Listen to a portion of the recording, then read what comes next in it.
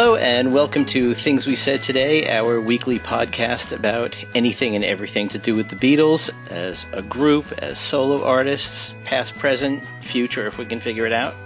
I'm Alan Kozin, the author of The Beatles From the Cavern to the Rooftop, and Got That Something, How the Beatles, I Want to Hold Your Hand Changed Everything, and some other stuff.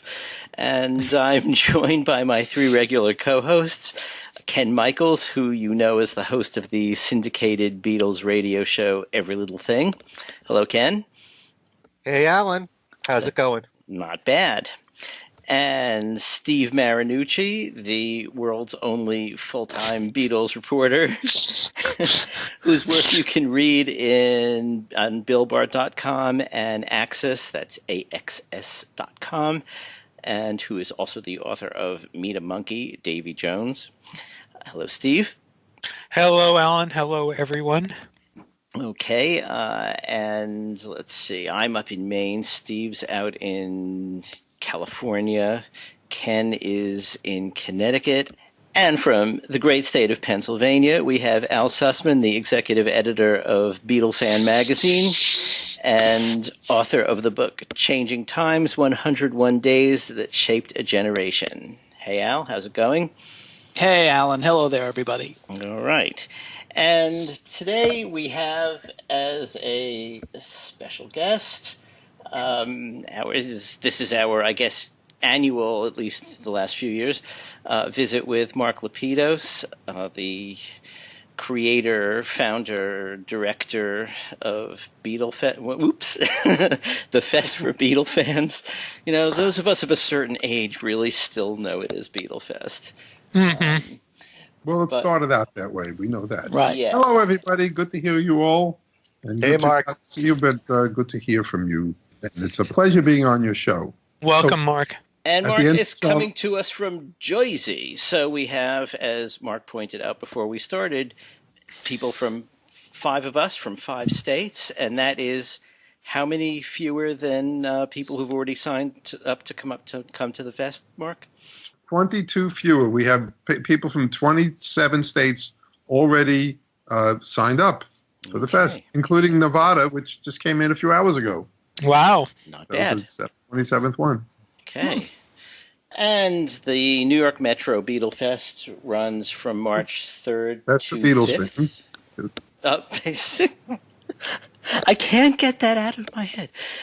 You're good at writing. It's it doesn't trip off the tongue quite as the New York Metro Fest for Beatles fans runs from March 3rd to 5th, and it's a brand new hotel. Brand new It's hotel on the Hudson. A first 21st century hotel, and it's called the Hyatt Regency Jersey City on the Hudson. Actually, it's right on the Hudson, and it looks like a cruise ship, and it's right across the Hudson River, and it's the best site on the planet to see One World Trade Center. It's right there, nothing in between it except water, and it's just breathtaking. Right. And in fact, the marketplace is at that side of the building, and there's windows all around the building. So you'll be in the marketplace, so you'll be able to see the Empire State Building, Statue of Liberty, World Trade Center. They'll give it a new excitement. Hey, Mark. Well, I have a little bit of history with Jersey City. My aunt used to live there, so I spent some time there. Where exactly are you in Jersey? Where exactly is the hotel? I'm just curious. It's 2 Exchange Place. It's a whole new downtown. I don't know when you were last time you were there. In the 60s. In the 90s, it was even the same. It's in the last 10 years.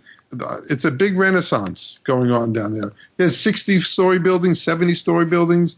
Okay. The PATH train goes right from the New York City World Trade Center directly to the hotel, right outside the door.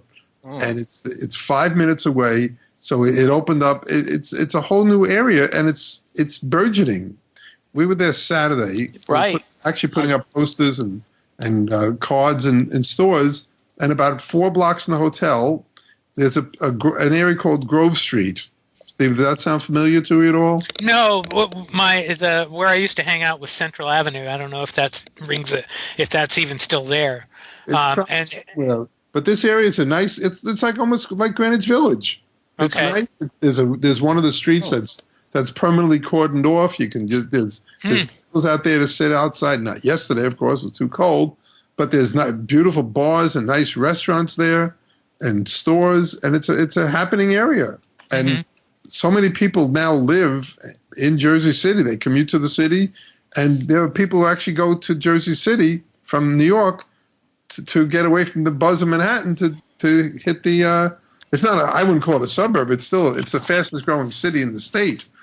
But it has a nice feeling, and it's not our conception of what Jersey City used to be. It was very much an urban city when I was there. Right. It's been known that's what it's known as. But that's a whole different area, and that's even having a renaissance. But yeah, that's part of the city. There's no question about it. But this area is all new buildings. It's all reconstructed. Plenty of parking lots and restaurants in the area. It's just. I'm probably giving away giving away all sorts of age and everything. Journal Square is another place I remember. My brother worked at Journal Square. Journal Square? Okay. Right near there, yeah, until he retired. Okay. Anyway, sorry, go ahead, Al. Matter of fact, on Saturday, I happened to be on Facebook late in the afternoon. I get this prompt that you folks were live from the hotel. And Michelle was doing video, and got to see what the hotel looks like. At least the lobby area and some of the other, and also what it looks like right outside the hotel. Oh, how did it look to you? It looked fabulous. Yeah, I didn't get to watch it. I was involved in it, but Michelle does that so well. She's just like, that's another arm for her. She holds out that selfie stick. Yeah. Mm-hmm. She just knows how to do it, She's professional at it. Right. Mm-hmm. I'm not sure it's a category for professional selfie stickers, but if there was, she'd be the top. She's very good at that. She could take a picture of 20 of us and one at a table and get us all in there. Okay. So, we had a good time Saturday. And the response to when we walked in the stores, oh, wow, coming here? Jersey City? Wow. So it's like they've never had such a big Beatles event ever. So we've talked to the people in the commerce department there, and we're getting a lot of local people involved. We're going to have food trucks. You hear it for the first time here. Really? We haven't announced it yet. We're going to announce it on Wednesday, but it's just set up. I don't know how many we'll have, probably about 5. 3 of them are definite already, but I'll make all that announcement later on. But right outside, the hotel is giving it approval. The food trucks will be right there, give people plenty of choices, and it's going to add a lot of excitement to it. Wow. Different varieties.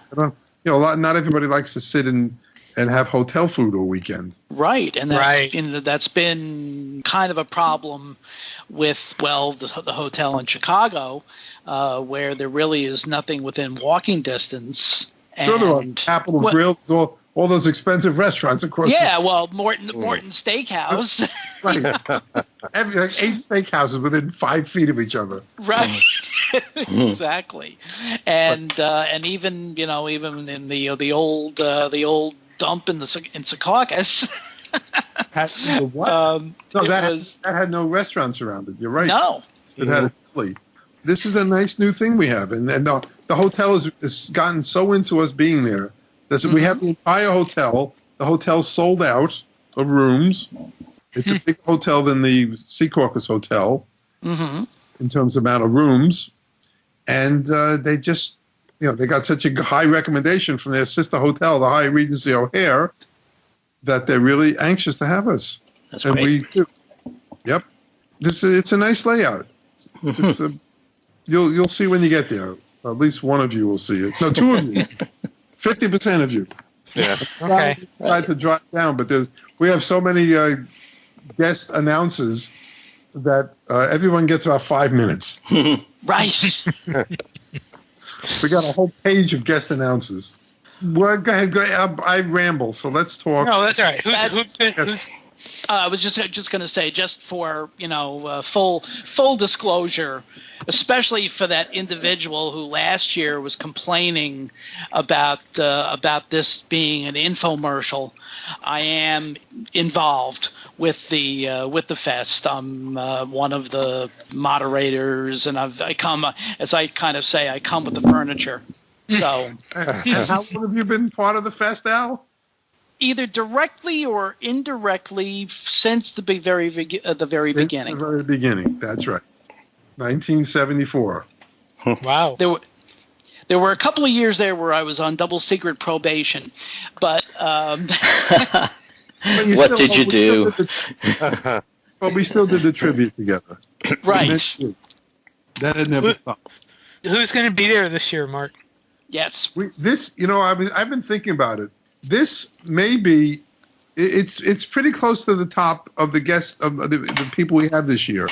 I'd say top 3, at least. We have Klaus Vormann. Whenever you have Klaus Vormann, the whole show makes it very special. He's one of the best guests we can have. He's a sweetheart. He still has his full memory. He remembers everything. He really knows his stuff, and he's just a pleasure to have him at the fest. And when he has this project that he did last year for the Revolver album, the book that he made, a graphic novel and his story about it, it's very impressive. And I was just watching from Chicago. Al, you probably didn't get to see, but we had Peter Asher interview Klaus on the stage on the Saturday. I saw about 2 minutes. Well, I saw about half of it because I was doing the questions from the audience. Mm-hmm. But I watched the whole thing just the other day. And their careers overlap so much. I mean, Klaus is talking about when he was with Patty Klaus and Gibson. They played Pickwick Club, and Peter says, that's where Gordon and I got started. Wow. And, I mean, someone asked the question about, Klaus, is that you playing the bass in the beginning of You're So Vain? You mean the... Yeah, that's me. And Peter says, well, there you go. My former client. Wow. I didn't know that was him. Yeah. That's fantastic. Oh, I didn't know it either. I did not know it, but we should have known it because it was such a unique bass. Right. Mm-hmm. But, I mean, he's just a genius, and he knows, and he's just the nicest guy you can meet. And the lines were all day long waiting to buy his book. Everybody bought it. In fact, they ran out completely. They used the copies that they sent to me to the show. They used almost all of those up too. They sent me more afterwards. But that was actually by far our biggest selling book of the year. And if you don't have it, everybody should have a copy of it. Someone needs to ask him this year about his representation in Mark Lewison's book about when Stu left the band, that he really seriously wanted to join the Beatles. I don't think I knew that before reading the book. So and I don't think he's been making appearances much since then where anyone could have asked. But that would be something to get his perspective on. Al, you're my official reminder of things like that. Okay. Make a note. Will do. Good. Now, that's a great question. Yeah. Alan, good idea. There aren't many people who have that kind of history with the Beatles that are still with us. Right. Yeah. Go all the way back to Hamburg, and then all through the solo careers, all the work that he did on bass. And oh, yeah, of course. It's well, there's so much to talk about with him. Still with us or not still with us, I don't think there's anyone in the story at all who goes all the way back to Hamburg and recorded with all 4 of them. I mean, who apart from them? Yeah. And he was the one, and Klaus was the one who saw them first. Then he turned on his girlfriend to the Beatles, and then Jürgen came along, and that's knock wood, they're still all with us. You know? Right. And that was the earliest. That was when they first called themselves the Beatles, right? Right before they went to Hamburg. Mm-hmm. So, and the way he tells the story about doing the Revolver, that they gave him Capitol. Peter said, did Capitol give you any pressure to make it look more poppy, or they wanted to look colorful or whatever? No, I did it all myself. I told John we were going to do, after hearing the music, I thought of hair, and it has to be black and white, and that was my idea. And nobody asked me to change anything, except for one picture of Paul in the toilet seat or something. But yes. Right. So, I mean, it was completely, and he was nervous about it. He was really, he put his whole, that was like the crowning achievement of his artistic career. Sure. To win a Grammy. He was the first graphic artist to win one for an album cover. Wow. And he heard the music. I mean, he's such a musical person that he heard the music and felt what the album should be like. Mm-hmm. And that's the sign of a true artist. Where he told the story, Peter told the story on the stage in Chicago when in Jackie Lomax's, I guess it was Sour Milk Sea, the rhythm section was not a bad rhythm section. Let's see, George Harrison, Ringo Starr, Eric Clapton, and Klaus Vormann. And Clapton says, "This is the greatest rhythm section I've ever heard." Mm-hmm.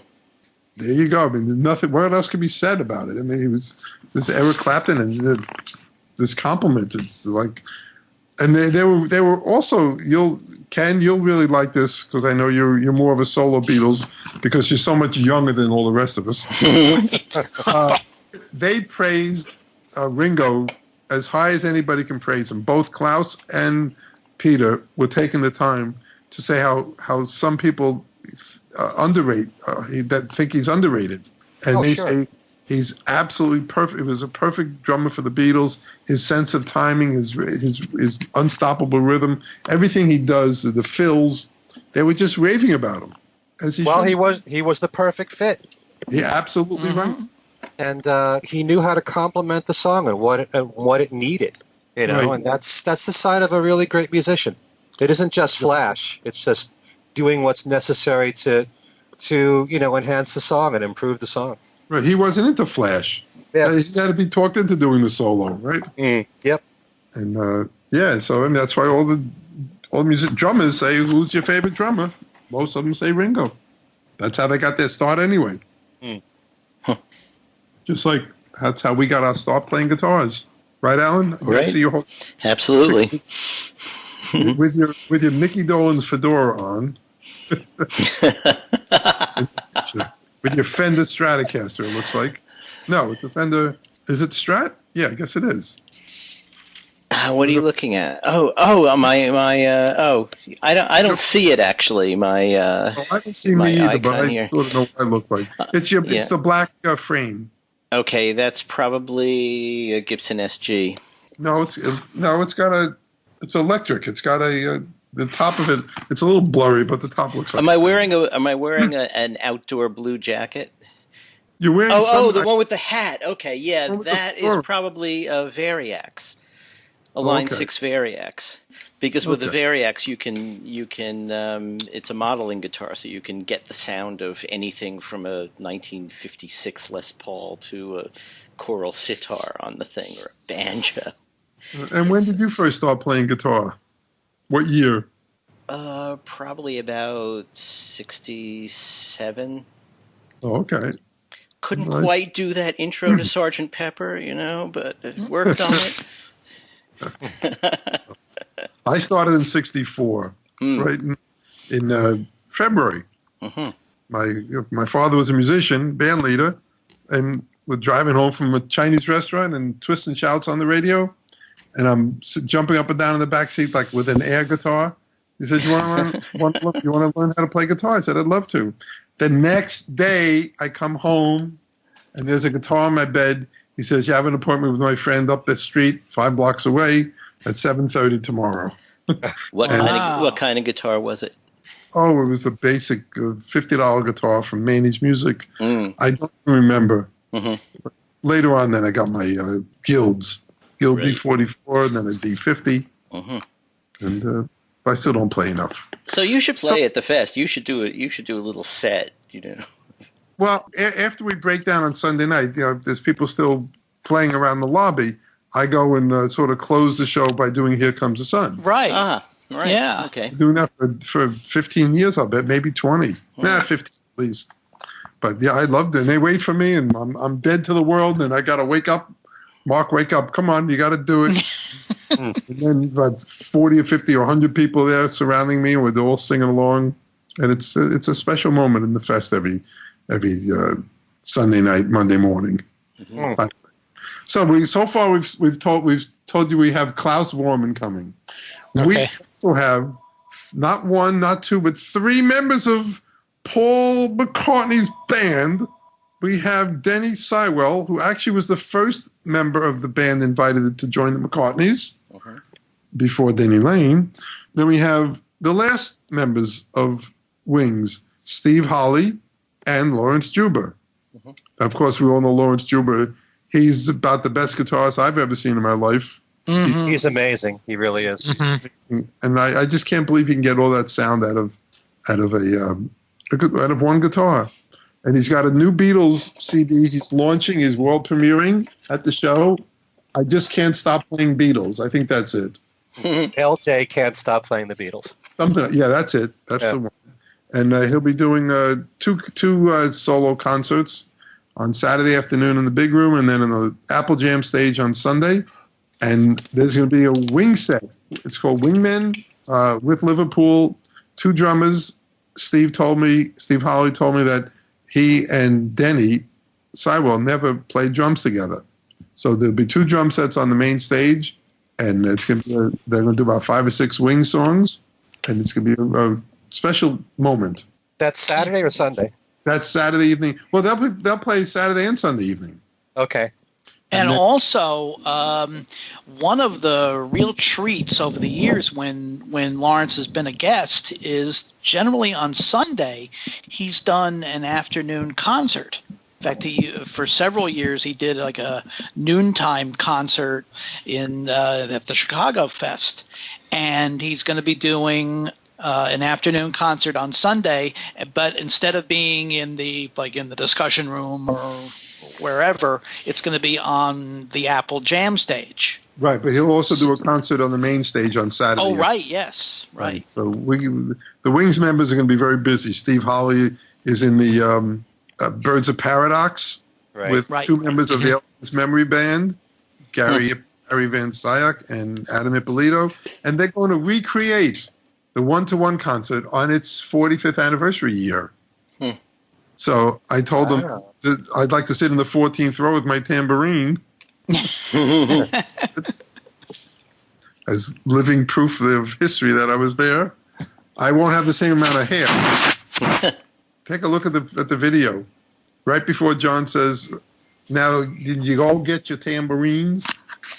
There's only one close-up of one audience member the entire show.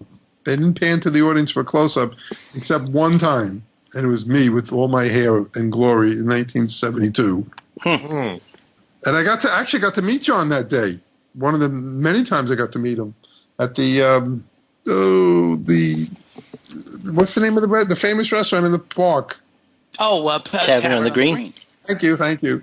He was in a private room, and all the guests were on the other side. Not me. I just went right in there. I guess it was. Well, I didn't go to the evening concert. I only went to the daytime concert. So I guess there was something in between. So I was in there. I had the shirt that I just bought outside the Madison Square Garden. It was 5 pictures of one from John to Yoko, and you know all of that. Right, yes. And John liked that shirt. I said, "Where'd you get it?" I said, "I bought it outside the concert." I said, "You want it? I'll switch shirts with you." He said, "Yes." This was the days before people were controlling their own merch. That's a very good way to put it, Alan. Yes, and even though the whole thing was a benefit, if they had licensed merchandise, I would have bought it, but they didn't. So this is what they had. So at the moment we were going to do that, in comes Geraldo Rivera with a cameraman, with 2 cameramen and lights on, and I'm going to leave the rest of that story for my book because John used some choice words, which I'm not going to say right here. So everyone has to wait, so I have to get my book going. Now we talked about this last time, and I think you mentioned you had considered doing a book. Is this going to happen now? I'm trying to, but it takes so much time, and I hear you. Yep. I really want to do it. I wrote the first pages in 1992. I wrote 3 more maybe 8 years ago, And all I got to do is start writing it. Carol has all the photos. I have all the stories. I have someone to write it with. And all we got to do is do it. I was just gonna say, do what Bill O'Reilly does. Get a ghostwriter. The problem is the ghostwriter has less time than Mark does. Yeah. Yeah. Yes. Well, no, I don't know about that, but we'll see. I'd like to get it started. It just takes a lot of time, but I really want to do it. I want to get it out there. So all the people that have come to the fest over there, all those stories that were told for the first time that wasn't part of Beatles lore at the time. Mm-hmm. Al, think back to 1974. Yep. How much did we know about Hamburg? Hamburg was like a mystery. Mm-hmm. Anything about Hamburg. There were so few things we knew about in Beatle history in 74 because the only book was the authorized biography, which we know all about. That was authorized, but it wasn't. It was just wasn't quite as good as Mark Lewison's book. Yeah, not or quite. as long. Yeah. Can I ask a question, Mark, or a couple questions actually? You can ask me whatever you like. That's what we're here for. Okay. Well, two things.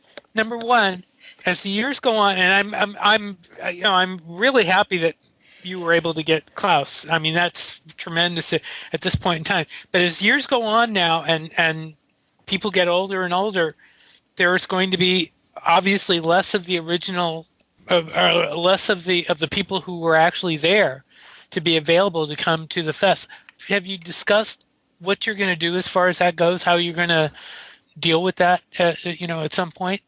It's an impossible question to discuss because when people move on, you can't have them anymore.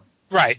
So we'll keep look at all the guests we have, the musical guests. They're all still out there playing all the time. Mm-hmm. Mm-hmm. All of them. They're one of them performs currently, and look at the leaders of the head guys like Ringo and Paul. Look at their 77, 75, and they're touring, and it's wonderful.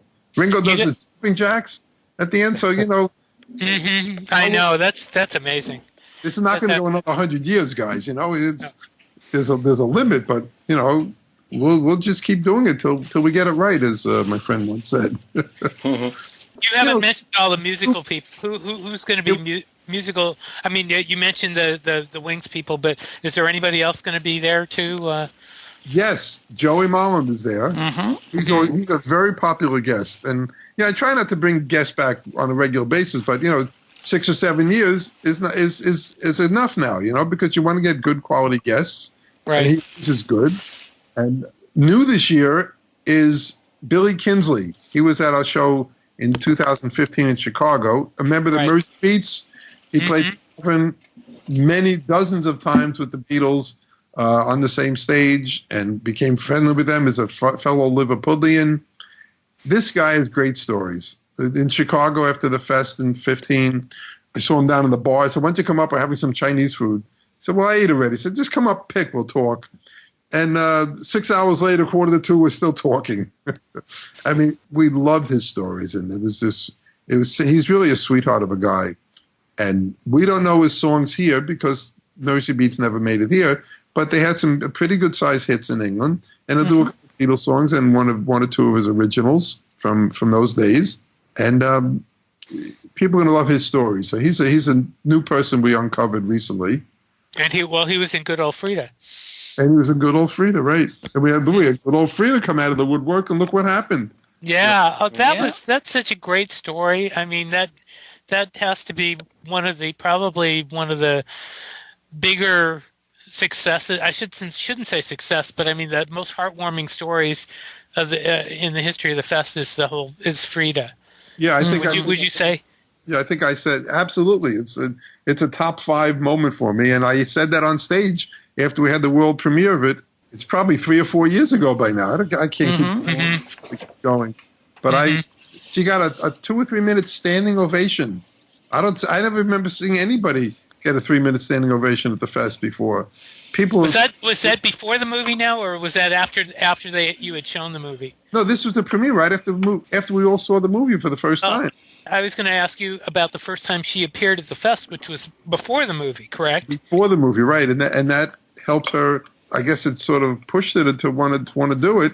She said her main reason was to have so her grandson would know who her grandmother was. Do you remember the reaction to her appearance that day when she first made when she made her first appearance? People loved her. Yeah. I mean, she got an ovation. She got a standing ovation. It was just a normal standing ovation. Mm-hmm. And to see, the way she told her stories was so down to earth and so straightforward. And she wasn't going to tell any stories out of school. And we didn't want to hear it. We just wanted to hear those stories. Oh, I went to Ringo's house and then sitting with his mom and dad and writing letters and answering people and George's parents. And, she was there. It's like a weekly thing. She went to their houses and with the mail because they had some mail issues. What was her reaction off stage after that first appearance? I mean, we've all talked to her, several times, and she's one of the sweetest people I have ever met. Mm-hmm. But I'm just curious. I think she was overwhelmed. I think she was just. Yeah. She was. Is that what it was? Yeah. I mean, I think that's part of the reason that she went back and said, "I got to do something. Well, let's do it." Mm-hmm. And one of my proudest things is to help with her GoFundMe or whatever. Maybe it was some other name at the time. They keep changing those things, but. It was I think you're right because I think it was GoFundMe. I think I can't remember for sure, but I think you're right. But yeah, I mean that thing exploded. I remember because I remember writing about that. That thing just exploded. It was like $28,000, and they needed $50,000. It was like 4 days left. Mm-hmm. And Karen McCabe, who was one of the producers of the movie, Kathy. Kathy. I'm sorry, Kathy, sent me a note, and I put it up on my email blast specifically to raise money for the film, and it just started exploding, and it got to $50,000 I think in 2.5 days, and ended up at 58 or 59,000. Well, there was also someone, and I can't remember who it was, and I apologize if they're listening, that put up a lock of, I think it was George's hair. You remember that?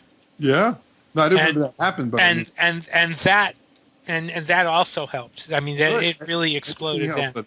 It was just I was very proud to be part of that, right? And to be part of the whole process and seeing how well it was created. It was really a wonderful moment for Beatles fans because that's who it's for, and we all appreciated it. And I don't think there was too many dry eyes in the house that night. No, I'm sure there wasn't. You're also involved with another project that's coming up that I've heard about that hasn't been announced yet, called Here, There, and Everywhere. Can you talk about that? Or no, I don't have enough information. Is that the one that they're doing in England? I forgot which one that was. I believe that's the one. Yeah, Simon Weitzman. Yeah, Simon. Yeah, he's going to talk to me more either before the show or at the fest because he's coming to the show. He is coming to the show? Yes. Just to explain to people, I guess it'll probably be announced by the time the show goes out. But this is basically a look at the story of the Beatles through fans' eyes. Yes, yes, it's along that line, and which a bunch of people have tried and done, and but it's always a good concept, And what's interesting about this is the number of Beatle organizations that are backing it, and there are quite a few, including the Fest. So yeah, and Simon's his track record with books. The books he's done so far are fabulous. All you need is love, and the Tom Murray. And they don't hold you. The first one that was all fabulous books. Mm-hmm. And the way Paul Skeller takes those images and cleans them up and makes them better than the original. He said it's painstaking. It's just like one frame at a time, one area at a time, fixes up the color.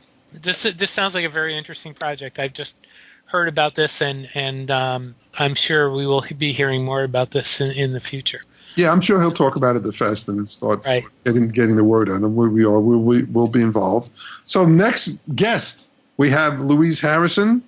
Okay. Oh, you missed one musical guest. Oh, we did. We'll come back to that. Okay.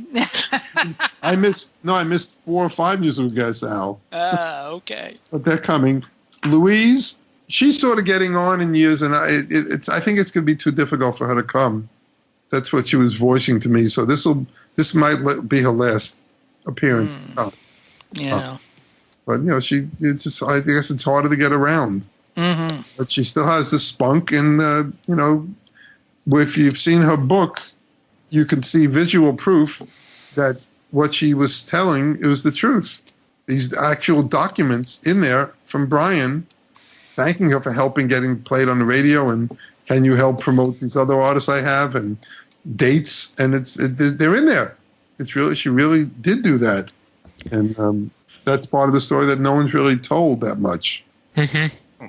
But she did it in an area around Benton, Illinois, and Benton in that area, St. Louis and Chicago area. But we don't know what the full extent of how much she helped, but she was calling radio stations, and that had to help somewhat. Well, and also the fact that she had George there a year before they exploded in America, so that was really interesting. So yes, so she's here. She's bringing her grandson, George's grandnephew, Tori, who's an interesting character. Louis thinks that he's a spitting image, but there's a little resemblance. I wouldn't say a big resemblance, but according to Lou, he has the spirit of George in him. So that's from a grandmother's point of view and a brother's point of view. So we also have a couple Marks, a guy named Mark Rivera, who we've had many times, and he can't be there Friday night because he's playing with this other guy, Billy somebody, at that round garden. Okay. I'm going to tell him something, which I'm going to tell you here first. You're going to hear it first because I'm a numbers person, as Al knows, over these years. Who else knew every record number in the Sam Goody, right, Al? Exactly. When Billy Joel plays on his birthday at Madison Square Garden, in the franchise, it's number 41. 41 is the amount of games the New York Knicks play in a year at Madison Square Garden. Right. So it's a whole year's worth of shows for a team that's been playing at the Garden for forever, the New York Knicks. Mm-hmm. So I just thought it was 41 and 41 right on his birthday. Yeah. So that was a factoid that I'm going to tell Mark when I see him, so he can pass it on to Billy. So he can. Not many people can get a residency at Madison Square Garden. No, but and everyone sells out. Why wouldn't we? Were at one of them on Carol's birthday last September. He's just terrific. I mean, each one he does differently. He won't do them the same all the time, which is things that Paul does everything pretty much the same each time, but that's okay. It's a different kind of show. Mm-hmm. But Springsteen does it, right? The Grateful Dead used to do it. A lot of groups used to do it. Go out and do different shows. Now it's more, Steely Dan does the different albums. But to digress. So we have Mark Rivera there. He'll be doing horns. If there's any horns on Sgt. Pepper, that Liverpool's going to be performing in its entirety, which I can think of at least one song, maybe two, that he'll join in. But we'll come back to that. We have Mark Hudson. So we're going to have Hudson on the Hudson on the Hudson. Right. I was going to suggest that. And if he doesn't behave himself, I'll throw him in the Hudson. Whoa! Okay. Just kidding, Mark. Just kidding. But the jams are always terrific. Mark's coming up with some new stuff, and all the other guys, musicians that I've mentioned, will be joining, as will John Cobert, who played keyboards on John's "Stand By Me" hit version, and he played a number of John's songs, and he'll be there. He's a nice guy. He was there last year too. Plus, we have a new guy who was just announced last week. He happened to be, his Beatle connection is, he was at Shea Stadium, the first concert, and he watched it from the dugout with three other of his companions, and who all managed by Sid Bernstein. I'm talking about the Young Rascals, and Gene Cornish is coming to the fest. Wow. Nice. Right. Yes, he called me a few weeks ago and said he'd like to be there. He loves the show, and he'll do Good Lovin', a couple other songs. He'll do a Beatles song maybe, and he'll participate in the Musicians Forum on Sunday, which is always a highlight of the show. And of course, each night we have Liverpool, the world's finest tribute band. They've been with me for 38 years. They don't like to admit that, but they were 3 when they started. So, so we want. And now, for more, have one of the guys, somebody in 8 days a week, that Ringo said, "Hey, you're in there more than me." Larry Kane was in there, was used extensively in the movie, and he was there during the touring years, and he's well spoken, and there's no reason why he shouldn't be in the film a lot. And he'll be talking about being backstage, being in the room watching the film with Paul and Ringo and Ron Howard, and talking about those experiences firsthand. He was on the red carpet in England when they released the movie, the premiere, and of course he wrote one of the great books on the Beatles, Ticket to Ride. Was that 10, 12 years ago by now? Wow. And he did a book on Lennon Remembered. And there was a book a few years ago called When They Were Boys. They Were Boys, yes. On paper. And we'll have those books at the show. And he's a terrific writer and a well-known journalist in this part of the country. We love journalists. Now, well, what could be the news highlight of this show is Leon Wildes. Did any of you read the whole book, John Lennon versus the USA? I have. I also interviewed him. He's very much. It's going to be a very interesting segment, and I only wish I could be there to see that because he was there. He was the guy that got John out of the immigration mess. Without him, he would not. He wouldn't have had. He would have been deported. Right. There's no question. And the intricacies. I assume you've read the book already, Mark. I mean, I've gotten to the part where first of all, the fact that a lot of in the book he's talking about how Yoko was so attuned to all that were happening, and was she the one who first told him that she's certain that the government is involved trying to kick him out. And the fact that she found Leon told John, "Can you have someone send the paperwork in your drawers to his office? He wants to see them." And he found Yoko's green card that she wasn't quite aware that she had. Wow. And that became a key part, at least as far as where I am now in the book, which is just past page 100. So it's amazing all the turns and twists going on. And he had to figure out how to do it. And it's amazing. It's just an amazing story. And his son, Michael Wildes, is his partner in the law firm. And he's going to be on stage too. He helped with the book, but it was all in Leon's words. It's firsthand, completely. Many of the quotes from the trials, word for word, and it was just amazing. Even Alan Klein had a part in it, right? A positive part. But it's amazing reading, and newsworthy wise, that's really it's something. I mean, people are going to be absolutely amazed to hear his whole story. And it's something everybody should read. So, guys, you should read it. Yeah, I mean, it's great that it finally came out. I mean, because Leon is getting up there in years, and it's great. It's great that the story is finally out there, as completed as it is now. Yeah, he just called me this afternoon, actually, him and Michael, and just saying Michael talks of his dad. Dad is so anxious to do this. He's ready to go, whatever, with bells and whistles. And he's so excited to be coming to the fest. He'll be there on Sunday only. So you listeners, if you don't have your 3-day ticket, if you're only coming Friday and Saturday or just Saturday, cancel plans on Sunday. Come back and really, because it's at 2:00 in the afternoon. It's going to be very, very special. Who's going to interview him?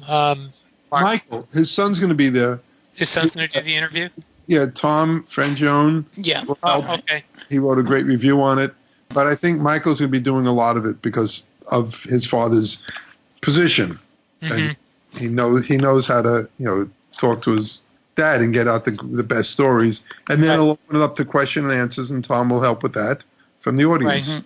Right. No, that was that was an incredible interview I did with them, and Michael came back more than once. To answer any questions with me, and he was great. So I'm congratulations on getting Leon to come to the show. That's going to be a real highlight of the show. I think so too. I'm very excited for that myself. And we also have some other things. Denny Sywell, last time, believe it or not, was 7 years ago. He did a Rams session, He took the Ram album, song by song, took out the drum part and talked about how the creation of it, and then played the song with live on drums on the stage while the rest of the tracks were being played, from the tape. Mm-hmm. And it's really it's very fascinating. He did most of the whole Ram album. I guess we have enough time to do that. Mm-hmm. And then the other thing is Steve Holley has a band called the Sydney Green Street Band, and they're going to be playing. It was just a few weeks ago he called me on it, and he's going to be playing in the Apple Jam stage again early Sunday morning, like 12:30. So come on down early on Sunday for that reason too. Uh-huh. You can see everybody, and Steve Holley's been creating new versions of Beatles songs, his own arrangements, and he's going to do those for the first time in public. Oh, cool! Yes, we're excited about that. What else can I tell you about the show? All the regulars are there. We have Rob Shanahan's coming back, and Neil Glazer with his exhibit on Paul, John, and Ringo artwork. And you forgot a certain four-man band.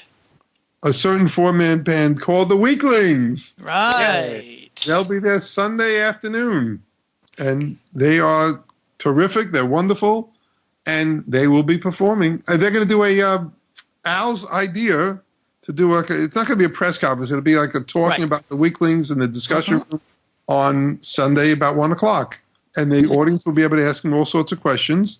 And they will have their new CD for sale, which was recorded primarily at Abbey Road Studio 2. Right. And they have a lot of great stories to tell about the studio. And, of course, we have a discussion room with lots of special guests and special authors, guest authors, who've been there before. One who hasn't, Sarah Schmidt, wrote a book called The Beatlemania in St. Louis. Mm-hmm. She came to Chicago, and now she's coming to Jersey. Mm-hmm. We have Jim Birkenstadt, who hasn't been there for a while. Of course, we have Bruce Spicer and Vivek Tiwari, who's starting to work on the film, the TV show series that he's doing. And one legendary name who hasn't been to a fest in a very long time, at least a New York fest in a very long time, even though he's a regular in Chicago, and that's Wally Pedrasic. That's right. Oh. Wow, I'd like to see him. Do you remember, Mark, the last time that Wally was at a New York fest? He was in Los Angeles. I would say 15 years ago. He's probably been to 3 or 4 of them over the years. Mm-hmm. But it's been a while. I think he was in New York in 2014. Was he? I think so. I think he came for a little visit. Oh, Terry came to that. I know that. Yes. Right. We also have, there's a lot of things that go on for children at the fest. And right. Mr. Ray Beatles for Kids concert will be on Saturday, and he's going to do a parade on Saturday, and we have art museum, and Deco is going to be there, and we're going to do a bunch of things special for Sgt. Pepper's 50th anniversary. That some of them will be surprises at the show, and it's going to be exciting. We can't wait for it, and tickets are available at all fest.com outlets. You go to thefest.com and get your tickets. The event. When is this airing? What day? This Wednesday. This Wednesday. We should do Wednesday or Thursday. Okay, because the best advance price ticket deadline is this Friday, February 10th. So all you who wait for the last minute, which a lot of you do, because the hotel is sold out, and it's tradition. A lot of you wait for the last minute, which is fine. Keeps us busy on Thursday and Friday and Wednesday. And it's going to be a really great show in a new hotel. We're very excited about it. People are excited about it. It's so easy for people all over New York City to get to it. But as I said, by the PATH train. And Jersey people are happy we're coming back to New Jersey. Some people still say, how come you're not going back to the other hotel? I said, it's not there. Because exactly. It's not there. The exhibit what happened? Is now a parking lot. The exhibition area is gone. It's a parking lot, yes. Yeah. Well, it originally was a parking lot. Then they built the exhibition center underneath on the first floor, and then we could do the show there. Before that, we couldn't do it, and now it's not there anymore. So, wow. Was that after the problem with the snow, with the weather? Yes, that caused the collapse, the partial collapse, and it knocked out about 20% of the room. So the room has never been used since. Oh, wow. So they tore it down. We went to see it, and it wasn't there. So we knew firsthand nobody, we weren't getting the information. So we actually went and looked.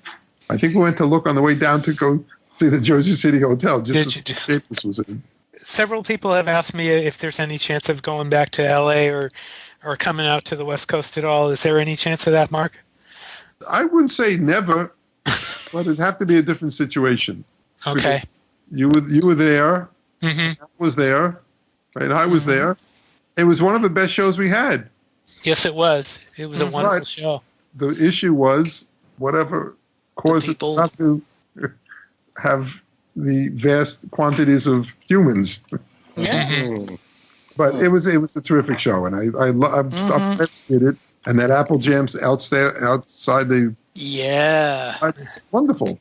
Bambi Kino out in the courtyard. They were tremendous. Great. They were awesome. And that the drum symposium with Hal Blaine. Hal Blaine, yeah. Mm-hmm. Oh, fabulous. I actually missed that, but I did see Chris Carter's live broadcast. That was awesome too. Yes, it was. Yeah, I saw the whole drum symposium with Hal. I actually sat through it. I was enjoying it immensely. Mm-hmm. And someone came up with like a 6-minute version of some of Hal's hits that he played on. It's like who's who of music. It was like every Sinatra, Mamas and Papas, Beach Boys. Yeah. Oh God, he's awesome. He just turned, I think, 86 years old. I think. That's over the weekend. Yeah. There's a legend for you. Right. Yes, he's fantastic. Mark, I have a question. Yes. Besides the obvious 4 people, who is the one person that you'd like to see as a guest that you never had before that's still with us?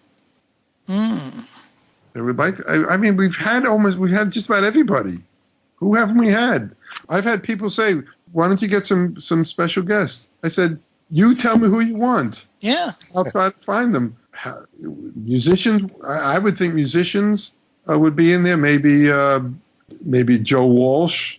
He's got a good connection now. Maybe members of Paul's band, but their history doesn't go back so far. Someone who went back to the 60s, we've lost a couple of them this year, and some of them we've been trying to get and never had the opportunity to get. Have you tried Joe Walsh?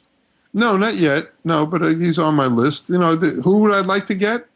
I'd like to get the major rock stars of the era to come. Mm-hmm. You all know the names of who the people I'm thinking of. Mm-hmm. So until I don't want to jinx it, give it a. Did you ever have Jim Keltner? No, I would love to have Jim Keltner. I'd love to have Jeff Lynne. Sure, but I haven't. We tried to get Jim Keltner for the drum symposium in his hometown. Yeah, it almost worked out, but it didn't. Oh. We would love to have. That's one person I'd love to see, is Jim Keltner. Yes. Another one of those few people who've actually played with all the Beatles. Right. Yeah. It's a small handful. We've had the others already as guests. So Don Was would be another suggestion. Don came to a Beatle Fest in 1985. Did he? Really? Yeah. Was that Los Angeles? In Los Angeles. Okay, I don't remember. I probably was there, and I don't remember. He wasn't a guest. He came down to visit to see Harry Nilsson. And okay. Then I wasn't there because I never saw Harry at a fest. We have a picture of me with him and Harry somewhere in our collection. Mm-hmm. But we've had I mentioned those. I didn't mention anyone by name, but all the big names that we'd like to get. But their ties to the Beatles. Some of them are stronger than others, but I just at some point, hopefully they'll be ready to come. Now they're all still huge stars. Mm-hmm. Mm-hmm. You talked about doing a book, Mark. Have you ever considered? Because I know you videotape a lot of stuff. Have you ever considered doing a DVD? If I do a book, I'll probably get talked into doing a DVD of the guests speaking and stuff like that. Maybe some performing. Mm-hmm. What would you guys like to see? You're other experts as well. I would like to see it. I would like to see a DVD of some of the people that have been there. Harry would be, if you could get some. No, that wasn't my question. I'm sorry. Who would you like to see at the fest? Would I like to? Well, definitely, I would put Jim Keltner at the top. Vinnie Poncia is someone that I'd love to meet.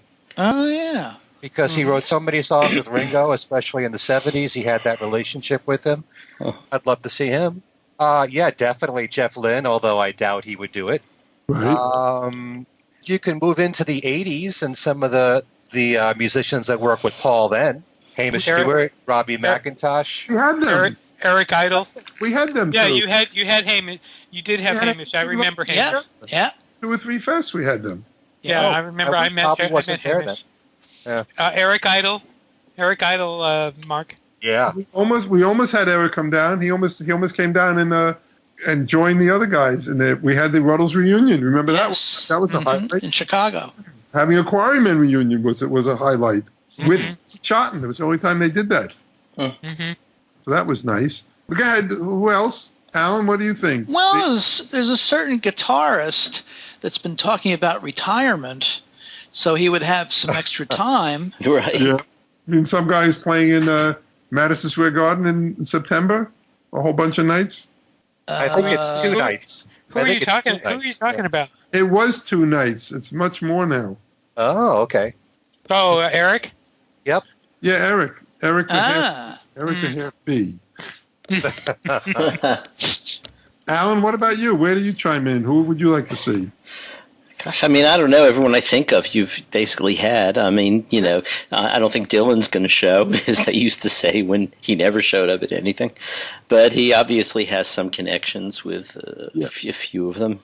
Actually, pretty much all of them, come to think of it. Yeah.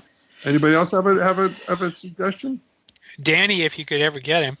I mean, that would be a real over the top, chance. But Danny would be a great catch if you could get him to come. Any of the Offspring would be great. Weird Al. Seriously. No, seriously. He was at the George Fest, and he has a great connection with younger fans. But he was at George Fest, which surprised the hell out of me. I did not expect that, and I've done a lot of writing about Weird Al. So, all right, you're digging deep there. No, I'm not. I don't. Well, maybe a little, but again, he did George Fest, so I mean, he was a George fan. So, you have to dig deep if the criteria are people who you haven't had and are still alive. It's kind of sort of. Maybe Giles Martin. Yes, Giles I would like to have, but his relationship really didn't start until later. Of course, he's still with his father, so he got the stories firsthand. But what about people from the UK from the '60s? Is there anybody that I've missed? Eric Burdon. Eric Burdon is a possibility. Yes, there's been discussions on that, so that's a possibility. You've had her. Well, I do believe Dave Davies lives in New York City. He lives in New Jersey. Actually. New Jersey, okay. Ooh, there you go. Yes, I've spoken to him. He's spoken to me about it. And, he has a band that he was in the 60s with his beloved brother. With his brother, yeah. And they can't do anything because of their wonderful relationship with each other. Sort of like Pink Floyd and the Eagles and many other groups of dissent that happened over the years. The Beatles. He doesn't. I wouldn't call that. No, different. But he doesn't. He was interested. Yeah. No, I'd love to have Dave Davies. I'd like to have Ray Davies. Sure. God. But again, think about these musicians that we're mentioning. Think about what their connection is with the Beatles. It's more their connection with the British invasion and the music that they helped bring out. But it's nothing like Mal Evans or even Alistair Taylor or all those guests who worked hand in hand with these guys, but they were there in a parallel world on the same train. Yeah. Mm-hmm. So there really aren't many people left from the 60s that have the connection with the Beatles outside of the people that you've had at your show. And still, you've got Peter Asher there. You've got Billy J. Kramer there. I wish at some point Cilla Black would have done something while she was alive. But right, but think about it. She was a big star, and it's like trying to get Carol Burnett maybe to come to an event. Mm. It's a different thing. And Cilla Black, she would have been a good guest. You're right. But I can't get them all, How about Kenny Jones from The Faces? I'd rather get Rod Stewart from The Faces. Yeah. Well, yeah. Really? I know. That would be awesome. Ian Whitcomb? Have you ever had Ian Whitcomb? Ian Whitcomb? Are you kidding? That one song has one. What was it? I can't remember the name of that song. You Turned Me On. You turned me on. Well, No. he did. He now in his defense, and I have not seen him, but he plays just outside of Pasadena regularly. Oh yeah, well he's an author and right. That is a huge reach, Steve.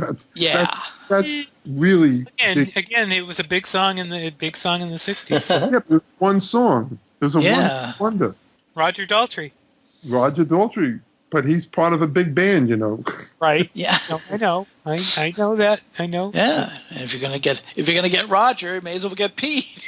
Might as well have them both come together. Yeah. There you go. Who Fest. Well, I do appreciate these suggestions, but as you see, it's difficult.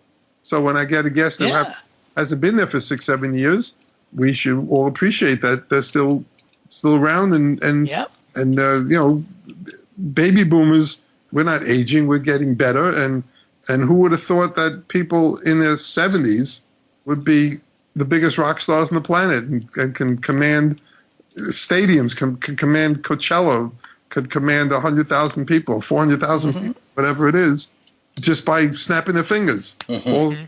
Paul could throw a dart on a map any place on the planet and sell it out in 2 seconds. Nancy, where would you like to go for? Here's a date. April 15th. Where would you like to go? We'll do a concert somewhere. Okay, we'll go there. Because he does it because he loves it. He's not doing it for the money. So it doesn't really matter that they have to pick up and bring the entire equipment stuff and get up for a show somewhere in Dubuque or someplace. It's more of the fact that he just loves doing it, and it shows. Who could have imagined that the Beatles not only had the greatest music of all time, but the greatest guy who could entertain on stage better than anybody else. Right. It's like it's magic, It was a once in a millennium event that the four of them got together. Two more names, Mark. Okay. Then Graham Nash and Alan Clark. Graham Nash, Cal Nash, fabulous. Cal and I personally invited him in person about 2 years ago. And he wasn't against the idea, but he wasn't in favor of coming to New York in the city when he lives in Hawaii that time of year. Okay. Yeah. How about Alan Clark, though? I'd rather keep trying for Graham Nash. Well, sure. I'm sure we all would. Right. But, Alan Clark... Nash he was real close personal friends with George, so that's a right. Besides the music from Alan Clark and Graham Nash come from the same place, but the personal relationship with George makes Graham a prime candidate to have me stalk him. And plus, I think Alan Clark is completely retired now. Is he? I don't know about any kind of physical maladies, but that's the word, is that he's totally retired now. Oh, I didn't know that. So, any other questions you want to ask about the fest before I have a nice late dinner? So it looks like we're at about the end of our time, and thanks so much for coming, Mark. It's always good to talk to you and hear what's going on at the fest for Beatle fans. I got it right that time. You got it right. Right, you got it right. Bravo. And so I guess you should. You did mention the website, but why don't you give the website one more time for people who... Thefest.com. All the information about the show is in there. For those of you too far away to go, which shouldn't be anywhere in the country because we have people from 27 states. We also have the world's largest Beatles mail order business. We sell only licensed merchandise, and it's a cool place, cool site. Okay. And all the guests and videos we have up there of all the guests playing and the history of the fest. I could take that part of the history and put it in the book. and have it go from there. But we're very excited, and we give away tickets for a Beatles Love Cirque du Soleil getaway. We've been doing that for 7 years, and we're going to do that again in the Facebook contest. It's going to start any day now. And, okay. And, that should be fun. Interesting. It is, yeah. Okay, and Ken, how do people get in contact with you? On my Facebook page at Ken Michaels, my email, which is everylittlething@att.net, and also on my website, which is kenmichaelsradio.com. Just want to mention a quick special contest that will be starting this Thursday, which is February 9th. We've had Kid O'Toole on our show many times now. She's been a great guest. I'm giving away, I like the way I word this, a Kid O'Toole kit. Oh. So you have kit there twice, and it's, a tool kit. Right. Yeah, it just covers it all. You're also going to be a guest panelist and discussion moderator at the festival. That's right. Coming up in 3 weeks. Yeah, Kid and I are going to be doing a panel. On Saturday, yes. Yeah, I'm there Saturday. I'm not sure about Sunday yet, but Saturday's definite. And Kid and I will be doing a panel at 6 o'clock. Anyway, the Kid O'Toole kit is her 2 books, Songs We Were Singing on the Beatles, and also Michael Jackson FAQ, and a Kid O'Toole tote bag. So if you want to know how to win all 3 prizes, go to my website, kenmichaelsradio.com, and the contest starts this Thursday. Okay. Right. So, Steve, how do people get in contact with you, and where can they find your work? You can find me on Billboard.com and Access.com, among other places. I have a Facebook page. I have a Beatles news group called Beatles News and Commentary, and I also have been working my Twitter account. I'm on Twitter, but I will warn you, my posts on Twitter are not just Beatles. I do have a Beatles-only account called Beatles News Desk, and that's only Beatles, but my personal Twitter account has all sorts of stuff. By the way, you can get a hold of the show on our Twitter account at Things We Said Fab, and you can hear the show on Podbean, on iTunes, and on YouTube. We are on YouTube. We're all over YouTube, actually. Wow, all over the place. Yes. I got to take notes on all this stuff because There you go. There will be a quiz. Yes, there will be. Steve, drop me an email. Don't do it on Facebook. Send me an email. Tell me all this stuff. Okay, I will. And Mr. Sussman? Facebook, Al Sussman, on Twitter at ASUSS49, or through Beatle Fan Magazine, www.beatlefan.com, or Parading Press, www.paradingpress.com for Changing Times, 101 Days That Shaped a Generation. And Mark, before you leave, actually, I was reminded, I was going to, even though Steve's not going to like this, you have actually a positive Donald Trump story. Oh, no. Excuse me. I spilled some 4 years worth of. We first started out in the Commodore Hotel, 1974 in New York. Did it again in 75. Booked it for 76, and we couldn't do it in 76 because Donald Trump bought his first hotel. He bought the Commodore Hotel. He completely stripped it down to just the basic outlines, and redid it to a beautiful, gorgeous hotel, which we used at our 50th anniversary show 3 years ago in New York at the Grand Hyatt. But I'm told when he toured the building, he decided when he saw the ballroom, the foyer in the ballroom, it was so, what's the word? Ornate, that he left it just the way it was 100 years ago. Right. And that's the whole story. I didn't see him there. I didn't meet him over there. So. Oh, I thought you were going to say he showed up at a fest. But it's true. But he's a big Beatles fan. He listens to Breakfast with the Beatles with Ken Dashow on Sunday mornings. Probably still does now because he's not really busy doing what he's supposed to be doing, I guess. You just pissed off a whole. Well, bunch no, of he people can't now. hear the show in Washington. No, come on. He's making Saturday Night Live great again. There we go. Yeah, There we it go. sure is. He's giving them a flood of material.